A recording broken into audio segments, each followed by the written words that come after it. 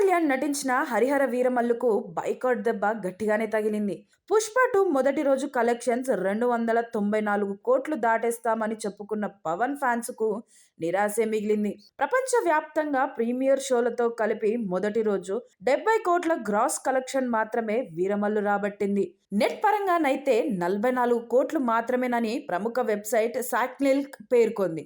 Cinema టికెట్ల ధరలు భారీగా పెంచి ఆపై 700 పైగా ప్రీమియర్ షోలు వేస్తేనే కలెక్షన్స్ ఇలా ఉంటే ఎలాంటి బెనిఫిట్స్ లేకుంటే వీరమల్లు పరిస్థితి ఊహించుకోవడమే కష్టమని చెప్పొచ్చు.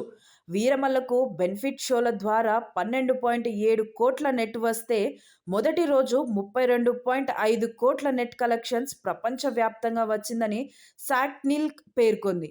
హైదరాబాద్, విజయవాడలో మాత్రమే అత్యధికంగా టికెట్లు అమ్ముడుపోయాయని ఆ సంస్థ తెలిపింది. పుష్ప 2 హిందీ వర్షన్ మొదటి రోజున 72 కోట్ల గ్రాస్ రాబట్టింది. ఆ రికార్డును వీరమల్లు మొత్తం కలెక్షన్స్తో కూడా టచ్ చేయలేకపోయాడు.